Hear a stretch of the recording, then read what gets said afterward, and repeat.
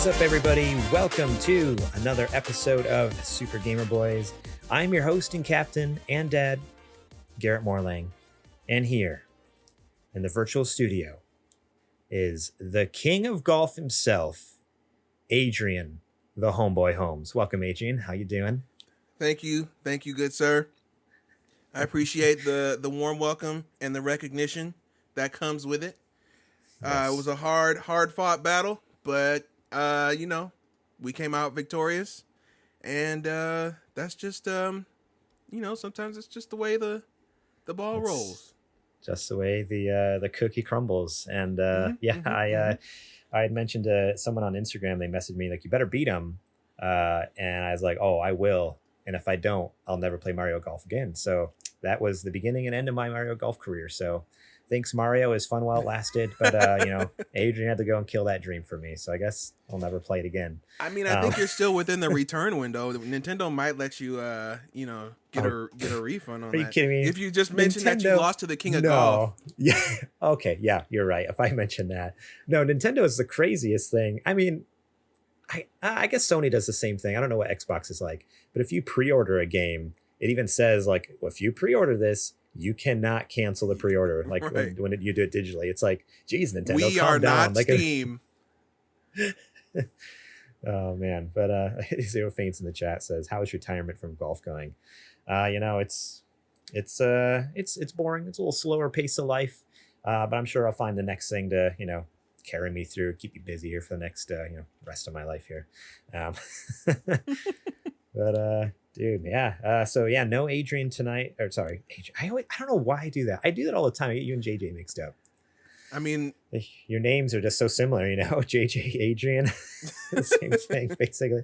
JJ is not with us tonight because again he came down with corn fever.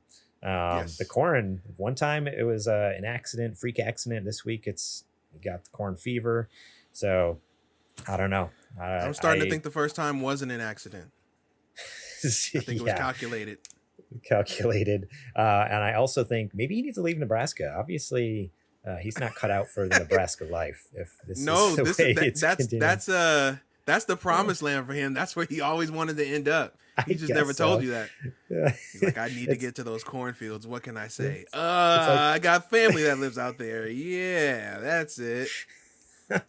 It's like his Mecca, dude. He's like looking forward to this entire life. It's like his holy place. He's got to get there. Finally. And it's like the promised corn land. As far as the eye can see. My favorite. Dude, I'm gonna be honest. I can't remember the last time I just ate corn. Like I had corn chips, I guess, but like corn on the cob always or a like side canned dish. corn. It's never right unless it's like elote. Then it's never the main dish. It's always, a good side to the main dish. I can't remember the last time I even had it as a side though. Like, man, my family just doesn't. But probably because my wife, if she eats it, like she'll die. She has a lot of food allergies, and so there's a lot of stuff we don't eat. Okay, But I was like, what? It just hit me though. I'm like, oh man, no, yeah, man, I haven't had corn in such a long time. I kind of miss it. Corn on the cob. It sounds so good. Thanks, Boba in the chat says, "What's up, winner?" I know he must be talking to me. How we doing? Yeah. How we doing? He says, "What's up, winner?" And he says, "And Garrett." So came through for you. Thanks, Bubba. Man. Well, we have a fun show today. We put out the call last week. We're like, okay, guys, we need some questions, or else we're shutting the whole thing down. Bring them in. No more question section. No more show. Maybe, I don't know. We kind of threw. It's all based on your engagement. We threw a little bit of a fit, and it worked. So we're just gonna throw a fit every week about it now. No, not really. But we did get a lot of questions. So this might be a very heavy mailbag, like question oriented show, which I'm excited about. We got some fun ones. We'll see how that goes, but we'll also be talking about live service Assassin's Creed, the PlayStation State of Play, and how some games might not exist without Game Pass. But first, let's give a quick shout out to our Patreon producer, Tobin Dalton. Shout out to Toby there. Supporting us, taking over filling those big shoes that Adrian left behind there. And shout out to our Super Gamer sponsors. We got Bill Bird, Julie Bates, Brent Fox, Daniel James, and Rebecca Robertson. So thank you all so much for that. And if you want to be awesome, just like those people, as well as people who you can see their names on the show notes, show description, if you're, listening to a recording later, and all you who support us at the $1 level, you guys are awesome too. If you want to be cool like them, support us over at patreon.com/supergamerboys, where you can get episodes early and ad-free, and you get our bonus exclusive Patreon show. Only listen to it there. Super Gamer Book Club, hosted by the king of golf himself, Adrian Holmes. And this month, the first Friday of every month, we release an episode. This month was Undertale, and next month we had announced that we are going to be talking about Narita Boy with the one and only Eddie from Normcore Gaming. So the second half of Steph there, the other half of Steph, she was on one side of the coin. Now we got the other. Got the other side. And it'll be fun. Buy one, get one free. There you go. So thank you guys so much for supporting us over there. And we'll talk more about the Patreon later. But now it's time to check the mailbag. Sorry, I caught you. You sipping. No. It's okay. It's okay.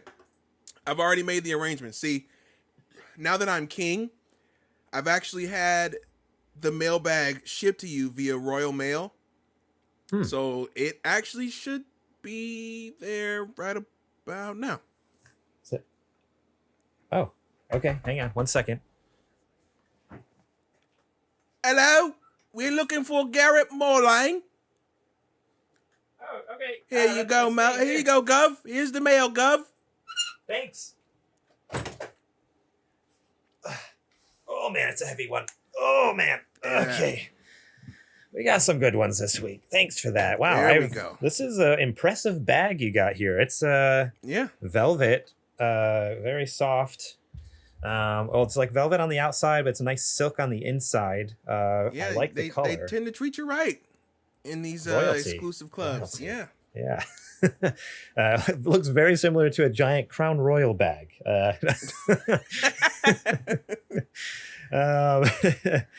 Real quick in the chat, thank you so much, Crimson5106, for the bits there. What's up, guys? I'm here because of Normcore Gaming. We were just talking about Normcore. They're going to be on our show. So thanks for those bits. All right, time to get into some questions here. The first one, surprise, is coming from Normcore Eddie over on our Discord. Remember, you can join our Discord. It's supergamerboys.com/Discord. You type that in your browser, should bring up a little invite, or you can either sign up for Discord or log in and join our server. We have a lot of fun throughout the week, just chit-chatting, talking about what we're playing, what we're watching, what we're eat for dinner, whatever the heck you want to talk about. We're talking about in there. So heck yeah. Normcore asks, is Mario Golf worth $60? And please provide reasons as to why. I'm not arguing one way or another. I'm legit asking because I've done no research. So, as the king of golf, I feel like it's only fitting that you share whether this game is worth $60 or not. Because I'm going to be honest, I don't think it is. And it's only because I lost. So, no. So I would say if you have a consistent group of people to play with, that maybe even if it's a rotating selection of people, that maybe you guys have a weekly tea time or every other week, or you have a dedicated tea time that you're going to continue to play like that, then I would definitely say that it's worth it. I don't think the adventure mode on its own or the single player mode is enough to carry the game on its own. I feel like that's definitely pretty anemic. They definitely could have did a lot more work on that. But if you have a lot of big Mario Golf fans or a lot of big party game fans, which Mario Golf is more of a party game than a golf game, we can admit that. Then for the amount of time that you guys are going to be playing, for the amount of fun that you guys are going to be having, even just based on when me and you played the other day, it would be definitely worth it in the long run. So that's what I'm thinking in regard to it. Yeah, I 100% agree. The story mode, like adventure mode, is fine to like introduce you to some mechanics, and they have some fun little game modes that you can actually only play in the story mode. Like I forget, there's like the second world has this weird like extreme golf mode, and I don't even think you can play it normally. Mm-hmm. It's different than the it's different than battle golf, and it's different than the super rush golf. So there are some fun like unique game modes that you can only play in the story mode, but again, nothing to like I would say would carry the $60. It honestly is a fun party game though. So Eddie, if you pick it up, let us know, because we can always just do a multi-stream. Just me and Adrian, you, Steph, do some 4-player golf. Yeah. That'd be blast. So that's the type of thing I'll probably have to be on my own play team with friends. but Yeah. Okay. because I don't want to hear them say it's an unfair advantage. Yeah, there you go. Yeah, we do have the king of golf on our side. So I mean, no matter what, we're all winners on Super Gamer Boy's side, at least, because Oh yeah, absolutely. you're one of us. You're one of us. But yeah, so I agree with you with that. So yeah, Eddie, you should pick it up. Let us know. We'll play some golf. Have you played the Super Rush, or I forget what it's called? I think it's called Super Rush mode. Have you played that at all? I played it a couple of times just with the computers though, and I can definitely see that being a blast with people. That's one thing I think definitely we need to do, me, you, and a couple of other people. I think that would be a blast. But I got to figure out a way to get my... Well, you know what, though? That's just Nintendo games that are just terrible online. Yeah. I mean, I was like, well, maybe I can get a LAN adapter. I'm like, man, a LAN adapter's not... At this point, not really going to help much. When the code itself is kind of primitive. So, who knows? Yeah. Let's see here. What's the next question we got? Brent asked, is there a game premise or setting you haven't seen yet that you would like to see in a game? So is there an idea you've had that you're just like, why have they not made a game of that yet? Anything pop in your head?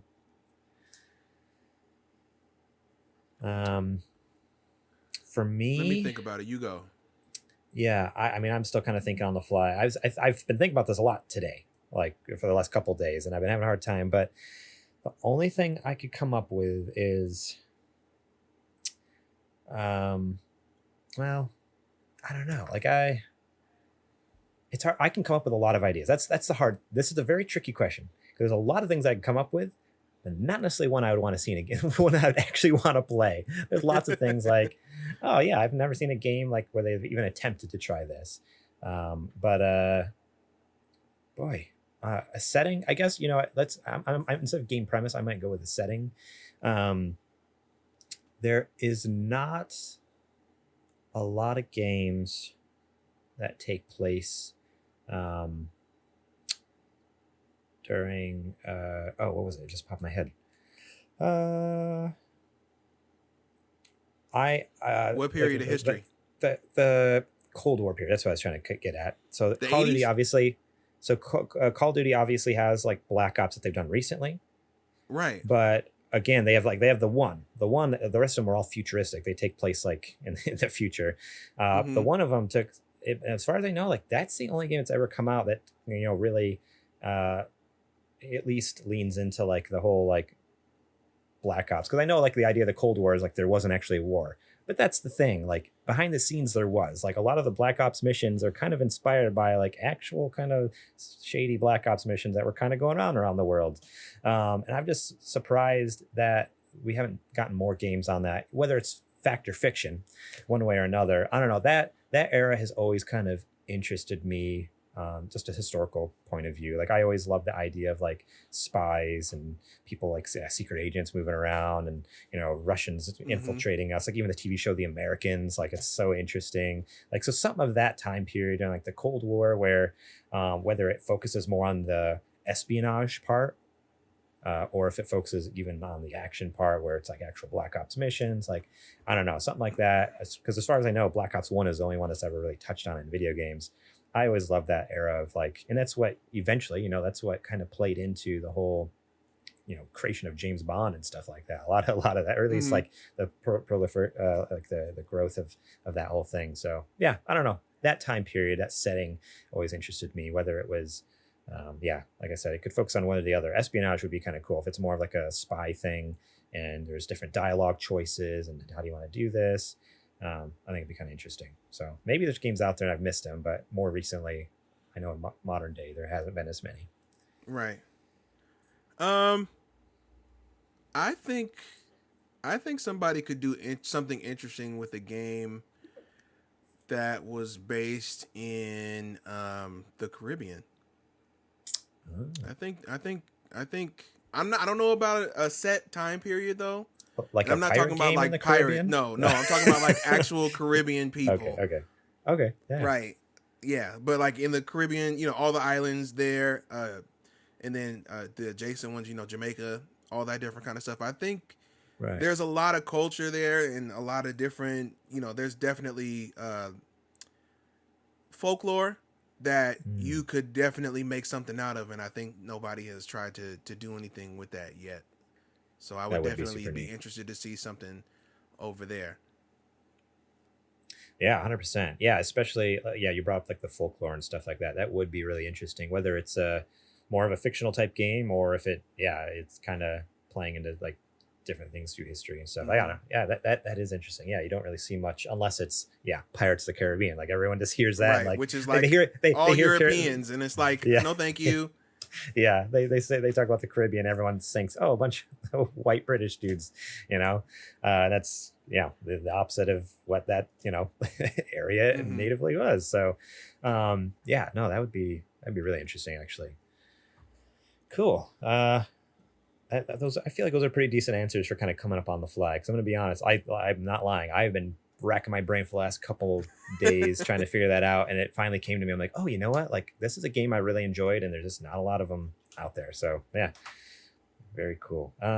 Second question. This also comes from Brent over at Discord. Why did you guys have a special episode and not invite JJ? Here's the one qualifier. Ready? Okay. Does JJ himself own a Switch? His son does. That's all we need to say.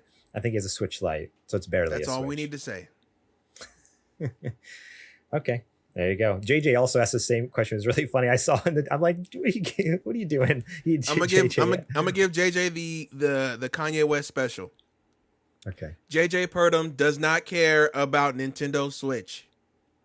There you go. You heard it here, folks. You heard it here first, folks. JJ does not actually care about Nintendo. When he talks about Mario every week, it's all a lie.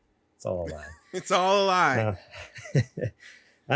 This next question comes from Dan Jam Gent. Thank you so much, Dan. We should have him back in the show sometime. That was kind of fun having him. I know it was super late for him. It was like I was going to say the time zones thing is the biggest hurdle. Yeah, but that was a blast. Even though I can only understand about a third of what he said, but ghetto parties. Which two or more unrelated games do you think would make a good crossover?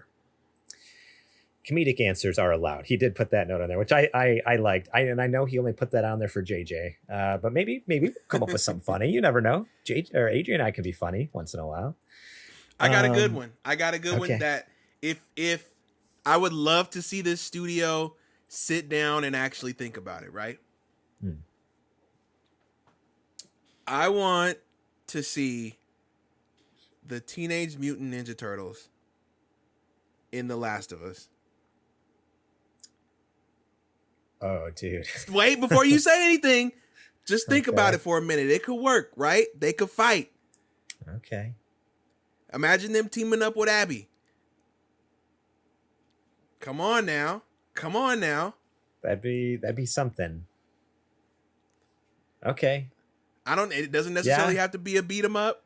No. It could be a behind the shoulder just like them, and they've got their weapons, and maybe there's a mutation that their blood interacts with, the spores and something like that, or the ooze, maybe Shredder, you know what I'm saying?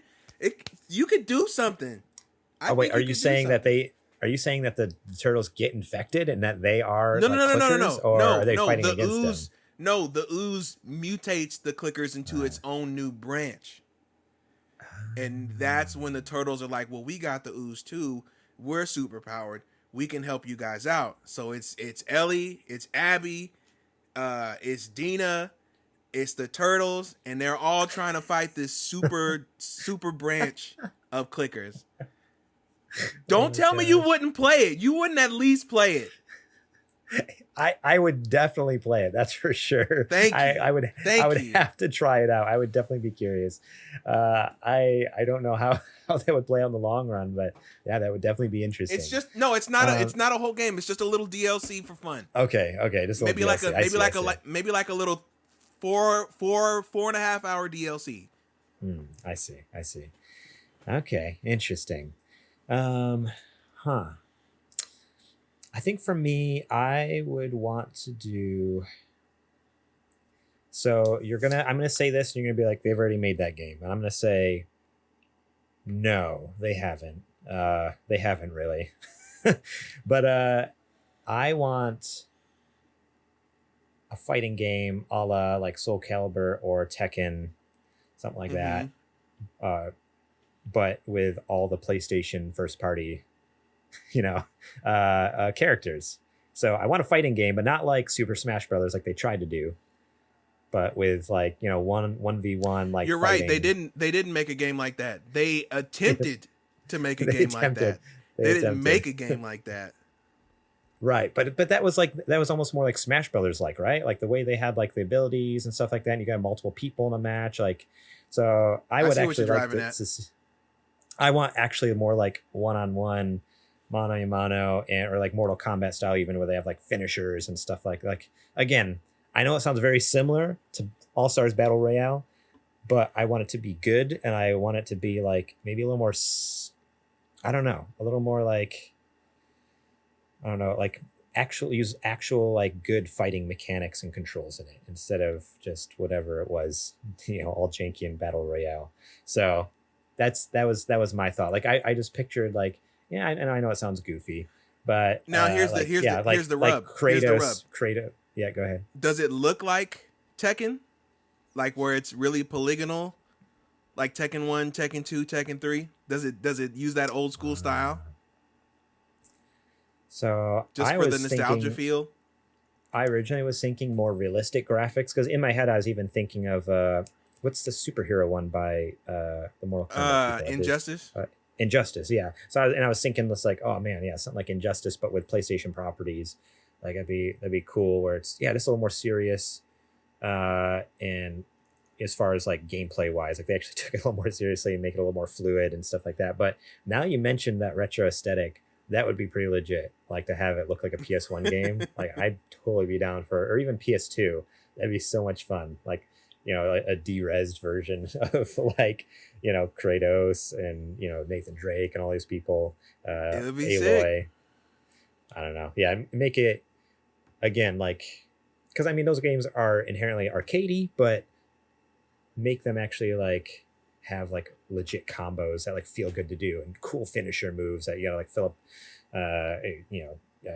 like a finisher, a fatality type thing with them. I don't know. Again, I know you're probably thinking it sounds a lot like All-Star Battle Royale, but that missed many marks.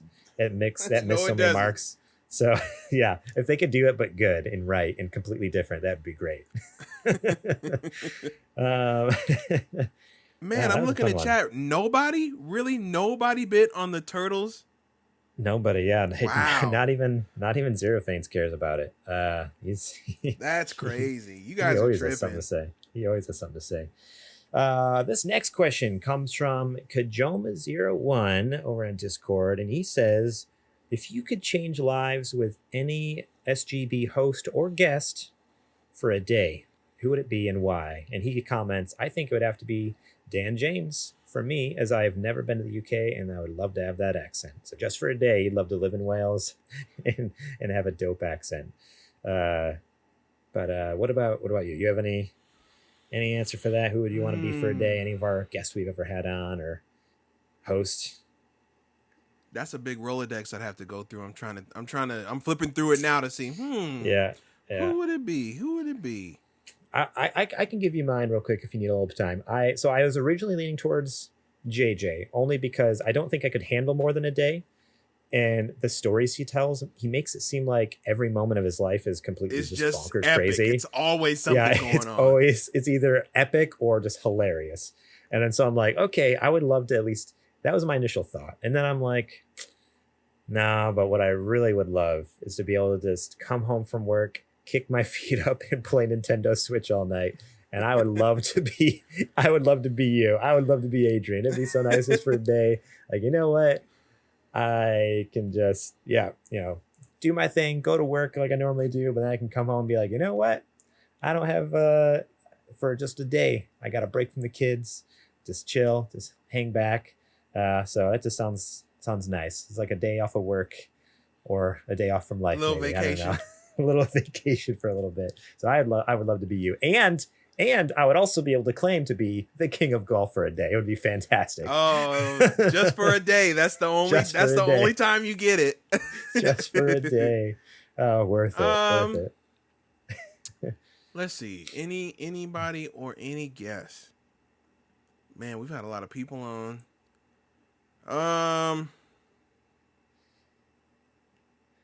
Let's see.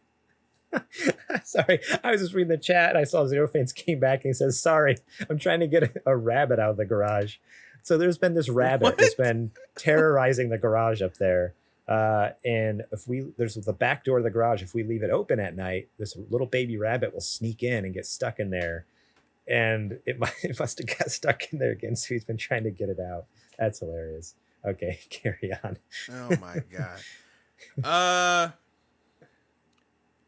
God, I don't know. I don't think I would really switch with anybody. I think it's more interesting hearing about you guys' lives than actually not having to, but like actually living them. It's to suffer like through all the lives. stories that y'all tell. It's like, oh man. Yeah, I think I might have to. I know it's not the fun answer, but no. I'm cool being me. I totally get it. Californian in chat also says not to be late, but yeah, let's give the king of golf his turtle Last of Us fantasy. Thank you. I appreciate that. Somebody out there with taste. You telling me you wouldn't want to see a Naughty Dog developed spinoff or a DLC? Come on now. All right. If they can do it with Batman, they can do it with The Last of Us. Okay, dude. Cool. Well, let's hit this last question here before we head into the news. This is from Chloe, and she actually wrote into our website. So if you didn't know, we have a website, supergamerboys.com, and basically it has all the places you can watch and listen to us, as well as a contact us page. You can email us directly. And she wrote in, what game are you guys looking forward to playing this year or next year? So is there a game that next 365 days you're stoked to finally play? You got a minute? Chloe, you got a minute? Give it to us. No, it's too many to name, but I'll say some of the biggest ones definitely. Tunic. I'm stoked to play that one. That was that's the one with the little fox, the Zelda-like adventure game. Sable, that's the one that has the incredible art style and really good writing, where you're like a desert nomad and you're on basically what is a speeder bike and you're going through the desert. Yeah. Death's Door is coming out. That's the one where you're the little raven. It's kind of like Hyper Light Drifter, and you have that red beam sword. That one looks tight. 12 Minutes is gonna be amazing. Can't wait for that one. Heck yeah. And you know what? I'm gonna go ahead and put this out on. I'm gonna step out on good faith. I can't wait for Final Fantasy VII Intergrade to come to Xbox in the next year, because it's gonna happen. Oh, dude, there's no way. Because it's gonna happen. Not all right, in a million years. Okay. We never thought Horizon was coming to PC either. Here we are. Yeah. Now they're talking Last of Us might be there. Okay. If you say so. I'll give it to you. I'll put the good vibes out there in the universe too. I want to make that happen. That'd be sweet. Because that means hopefully it would even come to Game Pass. That would be cool. If it came to Game Pass, I could probably pay on PC. That'd be sweet. Yeah, that's true. Square is definitely a supporter of Game Pass. So, I mean, yeah, a bunch of the Final Fantasy games are on Game Pass there now. So, Kingdom Hearts was there. Life is Strange was there. Tomb Raider was there. So Square Enix has a lot of games on Game Pass. Heck yeah. For me, I'm right there with you at 12 minutes. I'm really excited about that. Back for Blood. Oh, I forgot about Back for Blood. I'm so excited about that. I miss me some from Left 4 Dead, so I'm excited for that. And also, I noticed in the same month, I totally forgot about it. Marvel's Guardians of the Galaxy, October 26th. I am so stoked for that. Like, that was the only good thing out of the Square Enix conference. How did WarioWare, Metroid Dread. Oh, dude, yeah. How did we forget about the Advance Wars remakes? Yeah, we're getting all of those. So there's so many awesome games that I'm excited for. Yeah, WarioWare. And you know what else? I'm gonna go ahead and step out on not on good faith, but on boldness here. I'm gonna probably get raked over the coals, but who cares? I'm actually genuinely excited to put forth a first real effort to play Skyward Sword. Okay. I'd pre-ordered it. Take with that what you will. I don't care about your opinion about it having to be $60. I don't care. I want to play it. That's awesome. That's coming out this Friday. I'm excited. I pre-ordered it, got it all downloaded. It's on my screen on my Switch. I'm really stoked to dive into that. But did you get those sick Joy-Con? No. The Master Sword ones. I didn't. No. I'm holding out on Joy-Cons right now because I'm just looking forward to buying that Switch OLED with the white ones. That's going to be my main set of controllers. I'm only going to use the white Joy-Cons because they're dope. Anything. What if they make a white Pro controller? Oh, baby. I mean, I love my 8-bit Joe. I don't have an official. I just have the 8-bit Joe SN30 Pro Plus, okay. And I have two of them. I have this one that's based off of the NES, and then my other one's based off the SNES. And I love these so much because it works flawlessly with the Switch. Right. As the big buttons, as the analog sticks that feel good, buttons, all shoulder buttons, everything, and it works on my computer and my phone and everything. So this is where it's at, honestly, and it's way cheaper. It's only you can get them on sale for $40 sometimes. I feel it. Yeah, I'm excited for Zelda. That's coming out this Friday. I totally forgot it was coming out Friday until yesterday when I was talking to you, and we were just thought it was later. I was like, are you sure that's not next week? Because I haven't got my Loftwing amiibo. What's going on here? Dude.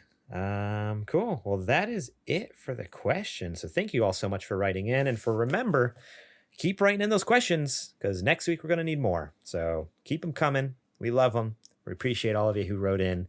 And now it's time for the nerdy nudes.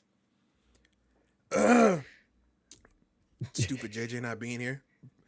It's now time for the nerdy nudes. Did it keep the whole thing this time? No way. It did. Oh, how you like me now, JJ? How you like me now? Take that, JJ. You suck. This first news story comes to us from IGN India. I didn't realize that until right before the show started. That is from IGN India, which is interesting because I was on IGN's US site, but they redirected me to India for some reason. So here we go. It doesn't have. Oh, it does have the author, Rahul Majumdar. Ubisoft is working on a live service Assassin's Creed Infinity game to compete with GTA 5, which is interesting. You're already off to a bad start. Interesting takeaway from this. Let's compete with a game that came out in 2011. Yeah, that sounds like a good idea. Yeah, or 2011, 2013. Yeah, I don't know why that's their goal of all things, right? But the report comes from Jason. There's a whole lot of live action games or not live service games out there that are, a little newer and even, maybe even more relevant, as successful or as innovative, like exactly. Oh man. I couldn't have, that sounds horrible playing Assassin's Creed in the vein of, a la, GTA 5. That sounds terrible. A whole bunch of assassin people trying to run around trying to kill each other. This is a terrible idea. What are they? Sure it's going to be like 42 Ezio's all running around the town square with the skins on. Two of riding around in the their Valhalla Lamborghinis. People. Yeah, because nobody played that game. Because that's jumping out of helicopters and shooting each other with rocket. It's jumping out of helicopters and blowing each other up with a rocket. You know how many people you're gonna walk through a town square and just see bodies just falling. Because everybody's gonna try to dive into the haystack like in the first two. Falling off of all the banisters and the towers. It's gonna be a mess. That game is gonna be a mess. Oh man, yeah. I'm sure it'll be very different from that, but it's just a weird comparison to make for them to be like, yeah. I'm not very sure it'll be different. I'm not. Yeah, we'll see. The report comes from Jason Schreier at Bloomberg, who, after speaking with multiple developers at Ubisoft, claims that the game will contain multiple settings with room to expand to others in the months and years following its debut. That sounds like a live service game, all right. The game is said to be years away from release, so don't expect Ubisoft to announce it anytime soon. Previously, Ubisoft's Lionel Renaud, executive VP of Creative, had insinuated that future Assassin's Creed game could, in theory, be updated post-launch with multiple different settings and time periods. We all see a future where the game will stay and new experiences will come in the games, he said, but we will have technology that will break the current limits of memory. For instance, because of the new technologies that are arriving, we would be able to, in the same world, have several historical periods, for instance, in Assassin's Creed, and use the Animus to travel from one to the other. Or have different areas with world linked by travel systems so that a Far Cry game or a Watchdog games could happen in different countries in the same experience seamlessly. This is so dumb. This is really bad. This is getting worse the more I read. At first I thought nah, it can't be that bad. But so now it's not even just an Assassin's Creed game. Are they just going to call this is just the Ubisoft universe all put together. Just say you're making a Ubisoft universe game and go. This sounds terrible. The name of the game's just going to be Ubisoft. And right, you can just Ubisoft, go from world the experience. Yeah, the Ubisoft experience. And you just go, world to world. So it's just going to be a bunch of Ezio's running around in Far Cry, on the island of Far Cry. Running next to a bunch of Vosses. Oh my God. And then somehow the rabbits are going to be in there. Oh yeah, I forgot. Rabbids are Ubisoft too. Imagine. Oh my God. And then they said this is years away from release. So if you're modeling it after GTA 5, that means by the time you launch, GTA 6 is going to be out. And it's going to trump everything that GTA 5 did. So you're going to launch behind the competition. This is so stupid. Yeah. Can we go to the next one, please? This is not news. This is a joke. Okay, we'll move on there. Sorry, Ubisoft. Try again next time. The next news story comes from Kotaku. Everything Sony showed at the latest big PlayStation event. So we had a PlayStation State of Play that popped up pretty under the radar last week. They kind of announced it like a day or two before it came out, and it was mainly advertised as just an update for Deathloop, which is coming out this fall, September 14th. But they said there'd be a couple other things. They were very clear. They were very, very clear about some things that wouldn't be there. They're like, hey, like this, and this aren't going to be there. I forget what they said, but it's like some of the bigger name titles like Horizon and stuff like that. Yeah, Deathloop obviously looking amazing as always. They showed 9 more minutes of gameplay, and at this point, I'm just kind of sick of seeing it. I just want to like play it. I just want They to play keep talking about it. They keep talking about it. And let me know when it's done. Yeah, it's like you stop taking the time to make these trailers and just make a game, huh? Like that'd be cool. Like you already you had my money when you showed it at E3 that one year. We were already good. You had my account number then. You don't need to keep showing me. I'm giving you the money already. Just let me know when it's ready. We're ready. Wallet's out, cash in hand. So it is interesting though, because I keep forgetting it is a PlayStation 5 exclusive, but in that last trailer, at the trailer that they showed at the State of Play event, at the very end in some fine print, it said that it was revealed that Deathloop will only be console exclusive to PS5 for 1 year. So after September 14th, 2022, the game can appear on other consoles, which again, none of those other consoles have been announced yet, but the fact that Bethesda, which owns Arcane, is now owned by Microsoft, it's probably coming to Xbox and PC. Going. So it's going to pop up on Game Pass, get it for free here on Game Pass, and it's going to be the best deal in gaming, as it always is. Speaking of Game Pass and Xbox, this is completely a tangent, not connected to this news story at all. Every once in a while, I look at comments on videos, and most of the time we don't have very many comments on our videos because we're a very small channel. But the other day, someone made some comment on our Xbox conference, and they were just like, honestly, you both sound like hard Sony ponies at times. Takes away from your solid commentary otherwise. So it's like a backhanded compliment a little bit. Like, you guys had solid commentary about your Sony ponies.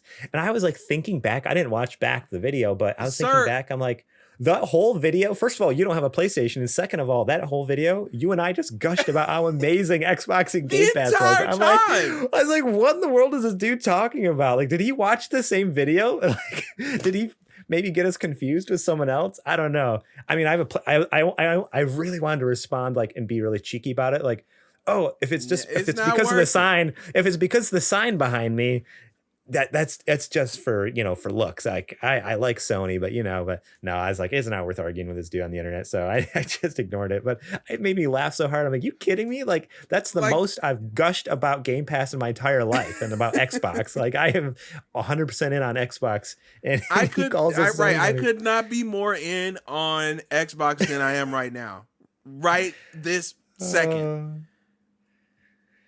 And it's the other side that pushed me into it. So yeah, it was. I don't understand it. When I saw that comment, I'm like, "What is this dude talking about?" So crazy. It's somebody who just happened to find a video, and they were like, just doing a passerby comment. I don't think they really knew who we were. That's the only thing he just saw the sign. He just saw the sign behind me. He's like, "Oh, right." He has a Kojima shrine up there. He's got to be a Sony pony. Gotta be a Sony pony. Not to mention all these ponies. These Sony ponies are saying such nice things about all these games. Oh man. Yeah. Right. Not just to real quick here, toot our own horn a little bit. Dude, have you checked out the views on some of our videos? So most of the time we get we'll get 30 views on a video. We're not, like I said, we're not big. But your reaction stream for the play day is up to 781 views. Golly. Which is crazy. That's not including the 200 or 300 it got on Twitch before it got deleted because we're only affiliate, so only last 2 weeks. And then that Xbox conference has 1,199 views. No way.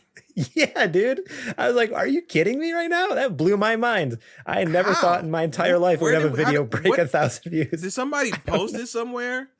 I don't know, but that blew my mind when I saw that. And then the next 4 videos are 17 views. 6, it's 7. What the? Yeah, it's what is it? What is happening? What is life?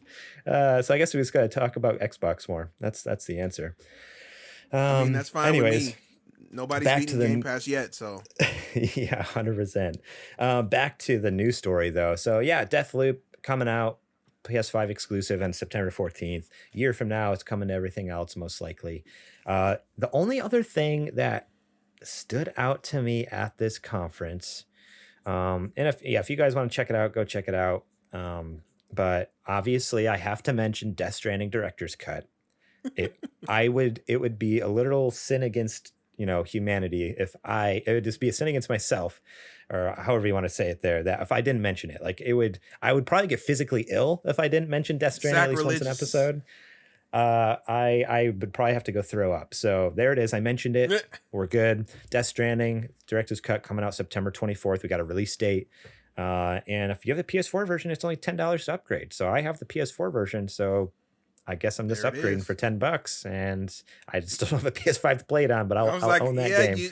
You can definitely look at the listing. Yep, that's a director's cut on the screen. All right, definitely there. It's definitely in the store. Cross save is supported too. I actually didn't know that. That's awesome. So I don't have to start over to play freaking Mario Kart and Death Stranding. that I'm not gonna lie, that's the stupidest thing I've ever seen. But you're gonna play it. I was gonna say you're gonna play it. I'm so excited to play that. The racing mode in Death Stranding. I'm like, heck yes, it better have multiplayer. Imagine if you can jump in there with your friends and race. It's absolutely gonna have it. Oh man, it's so dumb. I love it. Was there anything from there that popped out to you from the state of play? Absolutely. The Forerunner was undoubtedly Moss Chapter 2 or Book 2. I love the first one. I think the first Moss was incredible. And then not just I, of course, but everybody has been waiting on Book 2 for so long that I was starting to get worried that, oh man, we haven't heard anything about it in a minute, because it's not a crazy spoiler, but the first Moss ends with a really, really big cliffhanger. So you knew there was something coming eventually. So the fact that we finally got something, and not just something, but we got a big old chunk of content. Like, they showed a pretty fat trailer. So I don't remember if they showed a date, but right now they've only shown the PS5, right? Or no, PS4 or PlayStation VR version. But I have no doubt that it's coming to other VR systems, because it did that before. I don't think they said anything about this being an exclusive. So with the first one, it was exclusive, like a timed exclusive. It was PSVR for a while, and then I think after like a year, eventually it came to Oculus. So I imagine this will be a similar thing, if I had to guess. It looks like it's worth it. There was something in the trailer. I wonder if I don't see it here. There was something in there. Now, oh shoot, what's it? Nah, off the top of my head, I can't remember what it's called. There was something in the trailer. I'm like, is this connected? It was something from like a Japanese anime, I think. At least it looked very similar to it. And I saw this thing and I'm like, are they supposed to be the same universe, like this Moss game and this Japanese anime? But I don't think they are. But there's a creature in there that looked very similar to. Interesting. You'll have to send me that link later, so I can take a look. Like I said, I'm completely drawing a blank on what the heck I'm even talking about, so I'm just not going to talk about it. So there you go. Arcade-Ageddon also looked interesting. It looks like it has some promise, but we'll see. It also looks like it could be just a generic battle royale kind of game too. Yeah. I think it's currently doing like an open beta testing right now.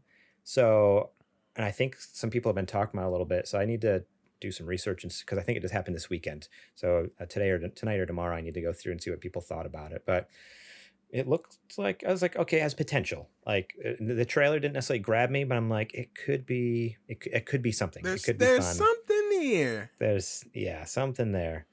And it's made by Ilphonic, which is interesting because they made Friday the 13th and Predator Hunting Grounds, and then they're going to look, man. Like, people like those, okay? They're not critical winners, but some people like them. Oh, that's nothing against the games. I actually love Friday the 13th.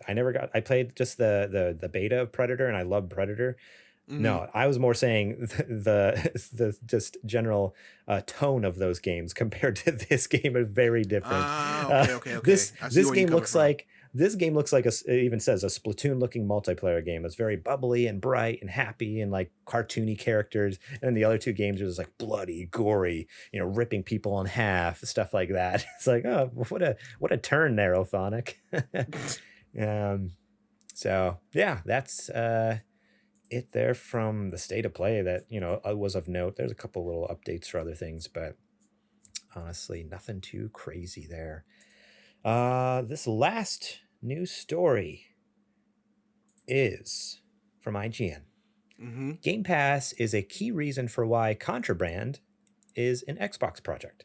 So that little teaser trailer that they didn't really show much of at E3 I have there. no idea what that game is about at all. No, yeah, we don't know anything what it's about. I more put the story in here because it was interesting. Like what the story goes on to explain is their game wouldn't really be possible without Game Pass, and without that business model of Game Pass, and without Xbox being willing to almost develop it. I mean, Fund it pretty much. Yeah, I can read the a little bit of the article here, but yeah, it was just kind of an interesting I didn't it was just kind of interesting. So Avalanche Studios CEO. Oh, go ahead.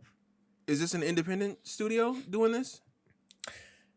Contraband. I guess not, because it's on game. Well, no, not necessarily. I think it's because they funded Microsoft. Put a big chunk of money in the It's being made by Avalanche. Oh, Avalanche. Okay, no, then they've done a lot of stuff. Yeah. So they've done quite a bit. So Avalanche Studios CEO Pim Holv has explained why he's so happy to be working with Xbox on upcoming Contraband, and it comes down in major part to Game Pass. Holv even says that Game Pass has turned Xbox into a more important platform than Avalanche thought it would be for previous games. There isn't much that we currently know about Avalanche Studios' upcoming co-op heist game beyond its initial trailer, but it certainly caught some attention during its reveal at the E3 event. It's a heist game. It's seemingly promising a multiplayer. So people are kind of speculating based off the trailer, I guess, or some announcement somewhere that there could be multiplayer to it. Just Cause-like experience for Xbox platforms. So a heist with Just Cause kind of mechanics with multiplayer heist game. That sounds interesting to me. Good heist game always sounds fun. I was going to say, I don't hate that. But in an interview with GamesIndustry.biz, Hove discussed the approach to working with Microsoft on bringing the 70s-inspired smuggler setting of Bayon to life, and how bringing it to Game Pass will allow the game the opportunity to thrive. Releasing some of Avalanche's previous games on Game Pass gave those games a legacy beyond their initial release dates, keeping the discussion about the game alive for longer, and Hove hopes the same will happen with Contraband. Hove says that working directly with Xbox will allow it to get closer to the hardware, presumably meaning that Contraband is going to be designed directly for the Xbox Series machines rather than ported to them. It made a lot of sense to work with Xbox on this because of their grandness of the project, and that it's not a concept because their pockets are deep. Tell the truth, because their pockets are deep. Oh, 100%. But yeah, he says here it's not a concept we would pitch to every publisher. So he even knows if they would pitch this to Sony or Nintendo, they'd probably get shut down immediately. But going to Game Pass, this has to cost us money? Absolutely not. Xbox has lots of money, and the fact that with the way Game Pass works, they're just more open to different ideas than Sony and Nintendo would normally be, because it's okay if it fails because it's on Game Pass, and even if it doesn't somebody's going to play it. Yeah, exactly. And so it goes on and on a little more with some other using other games as examples and stuff like that. But that's what I wanted to touch on. This is very interesting to me, that with the way Game Pass works, and the way Xbox is running Game Pass and their mindset as a company, even they're so much more open to these games that would never even be touched otherwise. I just think it's kind of cool. So I don't know if you have any other thoughts on that. They have to be, though.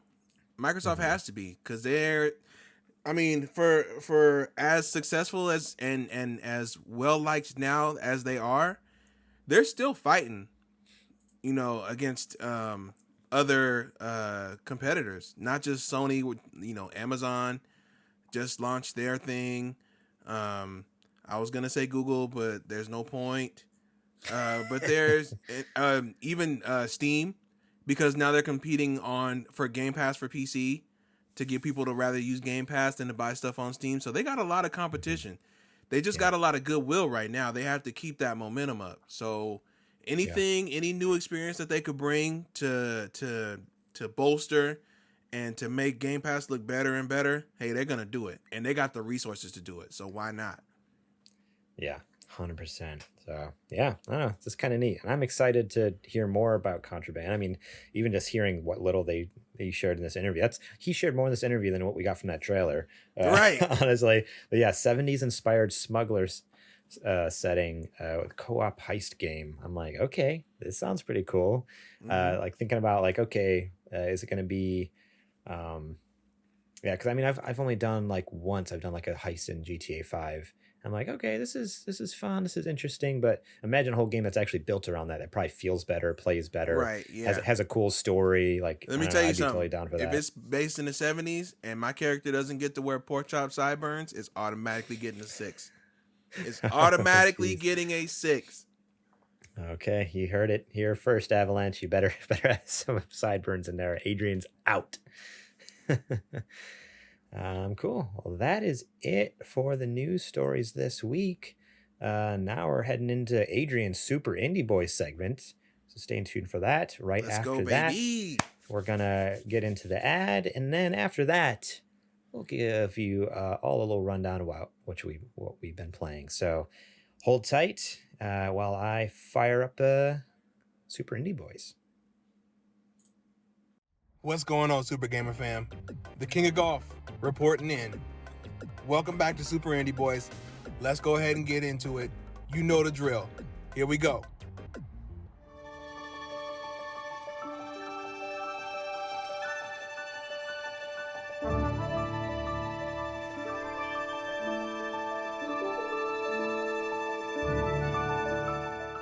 Take to the skies with the power of flight and friendship in Owlboy.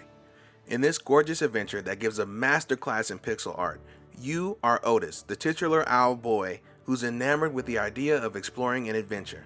However, your journey is kickstarted when your village is attacked and taken over by pirates. You'll have to team up with friends, learn all manner of new ability, and solve all manner of challenge and puzzle to save your home, and maybe even learn some secret history about the owls along the way.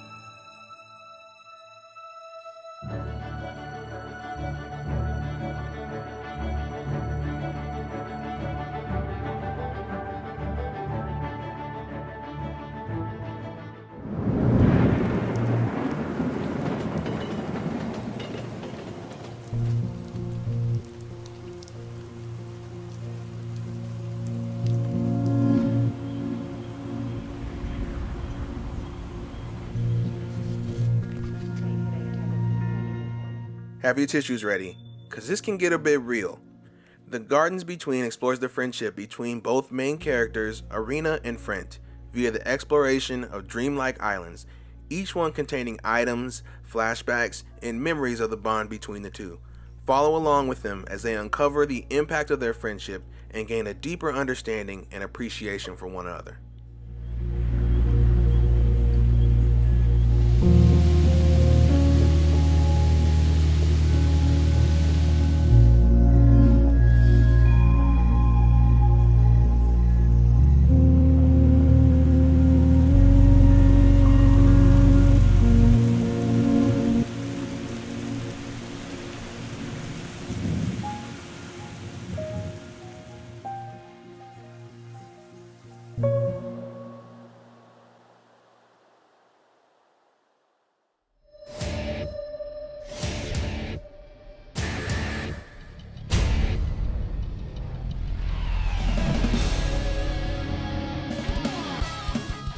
Huddle up, bugs.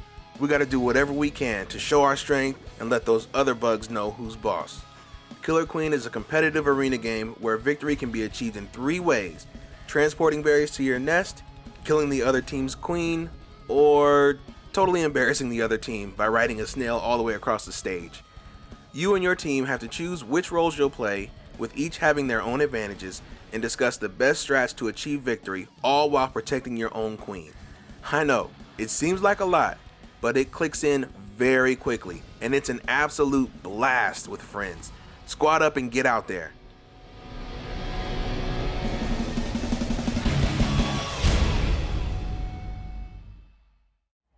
Another one in the books. Go out and play them, especially Killer Queen Black. That is really, really a great game with a ton of people. Try to get as many people together as you can. Trust me on this one. All right. Until next time, I'll see you soon. Peace.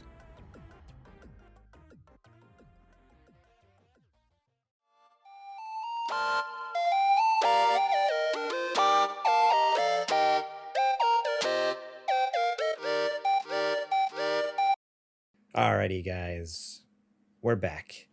And this is the part of the show where we talk about Patreon. If you haven't already, go check us out over at patreon.com/supergamerboys. And you can support us over there for a bunch of different tiers. The lowest one we have is just $1 a month. And with one that, you smacker. get just one. And you get episodes early and ad-free like this one. So if you're not watching the live stream of it, you get it early on your podcast services. And you also get our bonus show. You can only get through Patreon exclusive Super Gamer Book Club. And it's hosted by the king of golf himself, Adrian Holmes. And we talk about games and what we love about them, what we hate about them. We play through one game each month. This month, the episode that came out, because it's the first Friday of each month we release those, was Undertale. And we talked about that with Steph Babies from Normcore Gaming. And then this coming month is Narita Boy with Eddie from Normcore Gaming. Really stoked about that. So go give those a listen. We had a lot of fun recording it with Steph. It was fun. You can get stuff like that. You can get the show notes early so you know what we're going to be talking about. You leave your own comments, questions, concerns. You can get... What else do we got? We got shout outs on the show for your sponsor. If you're a producer, you can even pitch your own segments for the show. And so and you get our appreciation, man. You get our love and shows us appreciation. that you dig our stuff and that you want us to keep going. And we appreciate 100%. That. We appreciate you. Yeah, we want this to be the full-time gig one day, right? That's the dream, is that we can do this all day, every day. That's the goal, man. We got to put that energy out there. But right now, we're just doing it to do it and doing it because we love it. But eventually, one day we'll get there. But it's all got to start from somewhere. So start somewhere. And you can help us out. One smacker, that's all it takes. That's all it takes. Or you can do it through Twitch themselves. Yeah. If you're watching us here live, or even if you're not, go over to twitch.tv/thesupergamerboys. And you could sub with your own hard-earned money, or you could sub for free. So if you have Amazon Prime, you have Twitch Prime, which means once a month, you have to remember to do it each month. It doesn't do it automatically. You go in there, click on our channel, hit subscribe, and it's totally free for you. We get $5 out of it. We actually had someone do it last month, or this month. It just happened like a couple weeks ago. So it popped up. We got our first Prime sub. So there it is. Results. Thank you very much. Growth. We're getting there. We say it enough times and finally people listen. It'll happen. So yeah, if you love what we do, think about subscribing. We got some fun emotes. JJ looking like a ghost out there. Me with a real painful face. And then Adrian with his super excited, in awe face, you look so happy. Face. You look so happy in that little emote. I love it. It's like my favorite emote there. So yeah, check us out on Twitch and you get fun little emotes there. And that's it. That's all we got for the ad here. And now it's time to get back to the show.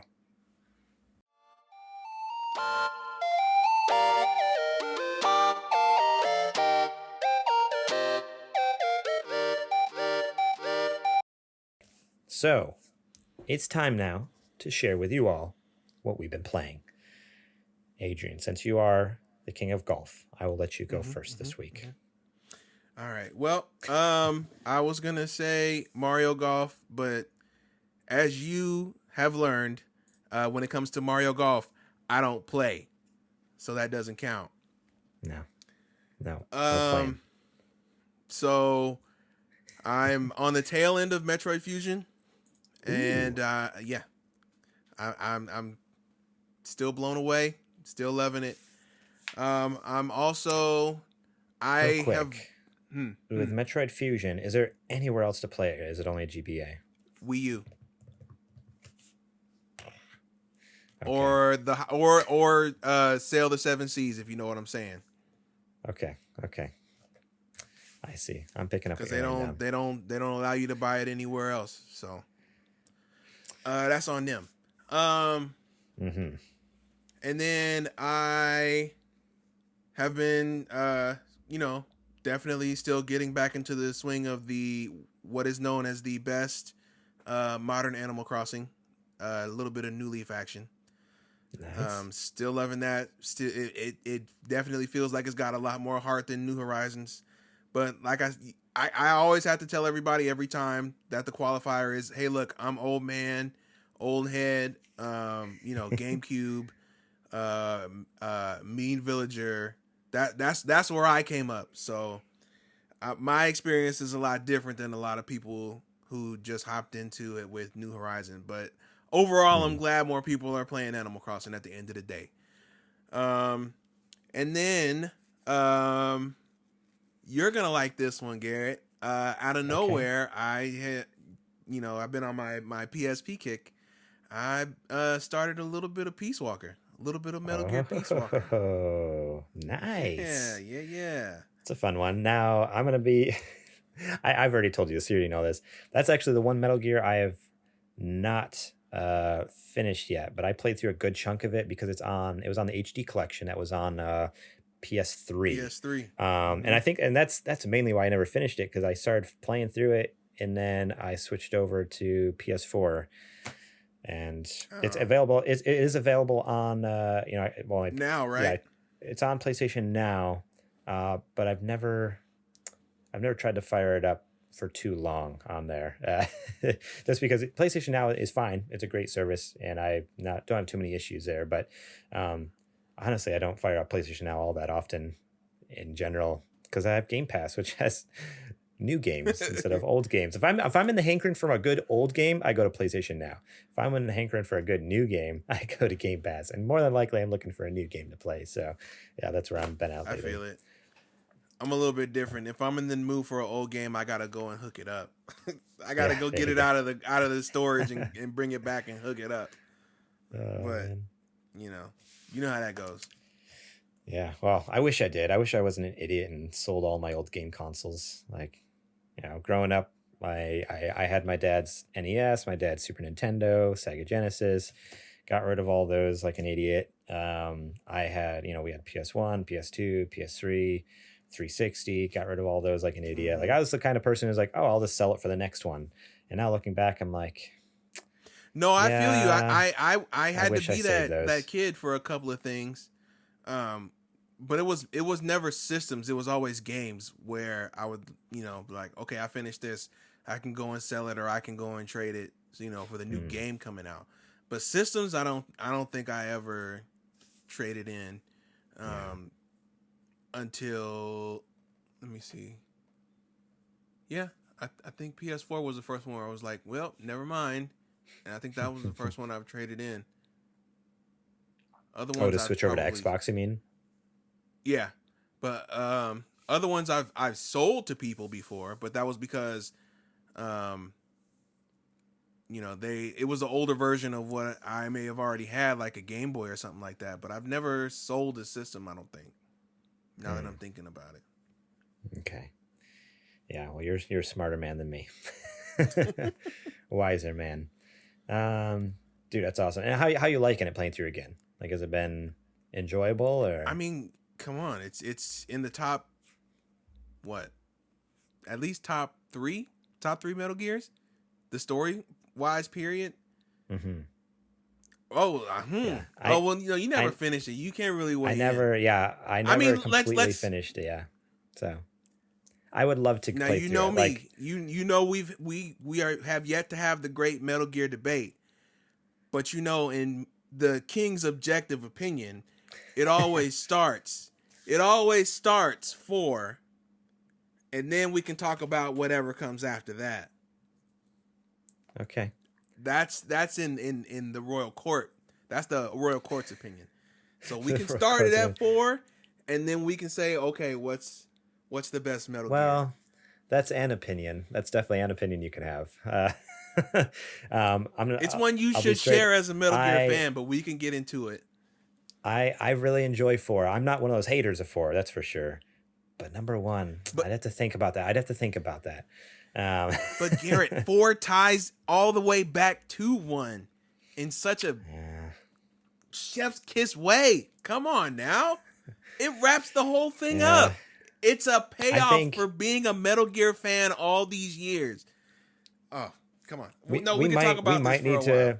Yeah, we might need to actually like do something where we play through all of them again, review each of them, and then do one final like episode where we review them or something. Like that might need to be like a Metal Patreon Gear show or something. Metal Gear ranking. Like Metal Gear in review kind of thing. Yeah, rankings where like each month we're all, or maybe not each month because I don't know if I could. Again, we already got book club going. I got book club I'm doing. Maybe just as we finish them, we can run through them and then talk about them because I'd be totally down to do something like that. Talk about Metal 1 and Gear 2 we can for sure knock out. 3 and up, that's a little bit of a commitment. I think it's crazy. And 5 we don't have to do because that's not an actual Metal Gear. That one doesn't count. Does that game? Oh no, it doesn't say Kojima on there. Not anymore, anyways. I don't think it ever did actually. Yeah. No, I think it was going for a minute. I'll be honest. 5 was fun to play, and that was about it. Like I the mechanics were actually really fun. Like there were some really cool mechanics they had in that game. But other than that, I'm like, this is fine. It doesn't have, Kiefer Sutherland as a snake just doesn't quite hit the same. Yeah, that was the. Well, I guess you would need David Hayter to record him. I was gonna say I'm surprised nobody modded the PC version. Oh, dude. Modded it to put David Hayter lines in there. But he probably gets sued so fast. If someone has enough money, they could he's on Cameo. They could just cameo him to read the whole script. All the lines, that would be like, David, I'll pay you whatever you want. Can you just read through the script? I'm begging you, David. I'm begging you. Oh my gosh. If I had the money, I'd do it. If I had the money, I'd do it. What was he thinking, Kiefer Sutherland? Like, we already established that Big Boss sounds like Snake. Yeah. And why would you change all the other it games? now? Yeah. It's canon. It's so bizarre. And Kiefer Sutherland of all people, there's too. There's multiple games where Big Boss sounds like Snake. So we're getting in the weeds. We're getting in the weeds. What you been playing? Yeah. Mario Golf. I played some Mario Golf. And it went fine. It's the last time I'll ever play it. So I guess I just have to delete off my Switch now. I better do that before I forget, but it's been real. Narita Boy. That's the only other game I've been playing. Ooh. And dude, I can't even talk more about it because we're going to talk about the book club, but I almost reflexively asked you what you were thinking of it. Yeah. So I don't want to share too much because we'll talk about it. As far as where I'm at, I'm like halfway or maybe 3/4 of the way through like the blue section. So I feel like I'm like about halfway through the game, right? That's about the halfway point. No, or maybe it's like just blue, shy. then yellow, then red. So you're still like in the first yellow. Third. It's yellow first. You do yellow first. I finished yellow. You? Yeah, I finished the desert. I'm halfway through blue, and then there's red. That's right. That's right. You're right. So yeah, you're about halfway. Okay. This game has just all the things that I like so far. Without getting into specifics there. We'll leave it. I was gonna say we'll leave it there. We'll leave it there. There is one other game I've been playing, and I only want to mention this because it's totally bizarre, absolutely ridiculous. There's this stupid game that's out in early access right now on Steam called Power Wash Simulator. You know what? I'm not even gonna knock you for that one because I can visualize it in my head. And I can see after coming home from a long day of work and just like one level is just, hey, here's a driveway. Just power wash it, man. Just turn 100%. Your brain off, aim that washer, and just clean this driveway. That's 100% what it is. This has a 10 out of 10 rating on Steam. That's right. Like it has overwhelmingly positive reviews out of 20 Let's see, out of all reviews, 3,800 reviews, and it's a 10 out of time, 10, 5 out of 5. People giving it the like fantastic game. And literally the first, it's campaign mode. So you're like doing like it's kind of the fake story mode, but the first mission you get is just power wash power wash your van, your work van. It's all covered in dirt and grime. Go ahead and clean it up. And it's just like the most satisfying thing, just like cleaning all the crud off of there. And then the second one is doing like a backyard and just like clean the patio and the little pond and the shed in the backyard, the playground. Oh my gosh. Clean the grill. Man. It sounds so stupid, but then you play it and you're like, no way. This feels so good. Like I could do this all day. Like it sounds so crazy, but I'm loving it. There's another game coming out about that. It's $20 on Steam Early Access. It's so worth it just to relax. We're best $20. You just jogged my memory. There's another game that I saw in the Wholesome Direct that was about this same concept, like putting stuff together to make stuff oddly. You know that subreddit are oddly satisfying. Oh, it's that, but the game of that, where like you line up pencils to where they're the exact, descending heights, but the bottoms are all even, and you can put stuff away in the compartments that it goes to. I have to go back and find the name of it, but send me the link. If Power Wash Simulator is your jam, this game is right up your alley. I'll find it for you. Don't worry. Dude, I didn't realize it. So it's developed by Future Lab and published by Square Enix. So Square Enix, you have a winner on your hands. Yeah. Future Lab made this. Velocity. That Future Lab? Yeah. Velocity Ultra, Velocity 2X, Peaky Blinders. How do you go from Velocity to Power Wash Simulator? They also made PC Building Simulator. So they have done other simulators before. So they did the PC Building Simulator. That's so weird. But yeah. What a diverse selection. They're like, yo, we made this futuristic shoot 'em up / running gun. What do we do next? How about we make a game where you power wash driveways and make Let's PCs? Go. Let's go. So yeah, Square Enix published that one. Future Lab developed, and let me tell you, it's a Square. Listen, go check it out. Listen, if they would have showed this up as a Square Enix, if it's Direct, a Square Enix game, can I have my power washer look like a Keyblade? Oh, Square. Square. I'm just saying. That would be if so you want to make some money, you can sell some skins. What if I have to wash? Oh, what if I have to wash off the gummy ship? Square? I'm what here. Are you doing, Square? What are you doing, Square? Come on, give it to us. You have the audience here. Oh man. Come on. Or what's that car in Final Fantasy 15? Just let me that crazy car they drive around. I forget what it's called. Oh, oh my god. Let me wash that thing down. That thing's a gorgeous car. While it's playing Stand By Me, like it does in the intro video. It's just the whole time rocking up to Stand By Me. I keep wanting to call it the Regalia, and I know it's not the Regalia. It starts with an R. Yeah. Shoot, I wish I could remember. I can't, but I don't know. It's spur of the moment. Yeah, but so that's what I've been playing is some Power Wash Simulator and Narita Boy. I'm not mad at you. That's a good little collection. That's a good one. Thank you guys so much for listening this week. We appreciate each and every one of you just for watching and listening. That's huge. Numbers are, we appreciate any number, whether it's the number of views that we're getting, that you guys are contributing to, the number of thumbs up and likes and favorites and subscribers. You guys help and support. And the number of questions. Thank you. Oh, dude. For all your questions. Continue to send us questions, please. Look at the gold you got today. Don't you want more of that? Keep sending us questions. It don't matter what it's about. We'll answer it. We appreciate that. To us. Please send us some questions. We appreciate it. So, yeah, you guys are awesome. Also, you who support us over at patreon.com/supergamerboys. You are all awesome. Remember, go check it out over there, and you get episodes early, ad-free. You get bonus shows. And we also have a merch store, sgbstore.com. where you can get dope t-shirts, coffee mugs with our faces on it, our mug, stickers. We got lots of fun stuff. So go check it out, sgbstore.com. Rate and review us on your favorite podcast app. iTunes is nice if you do that. YouTube, remember to give us a thumbs up. Subscribe to our channel if you want to get updates on the new videos. And on Twitch, remember, give us a like so then you know when we go live, because we don't always just do podcast shows. We sometimes play games on here too, like when Adrian just destroys me in golf, or just tweet us and say, hey, you're doing good. Yeah, or maybe I'll play Power Wash Simulator someday on stream, just power wash. I mean, look, there's an audience out there, right? There has to be Twitch, or not Twitch, Steam just showed you.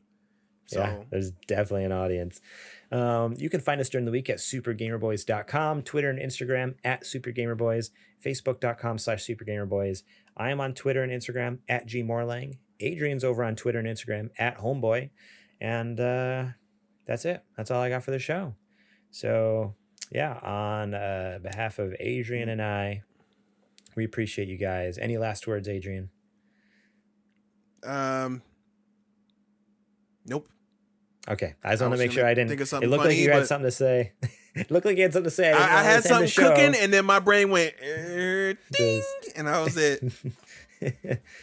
Oh man, yeah. Well, we appreciate each and every one of you, and we will catch you all on the flippity flop. You have a good night. Bye bye.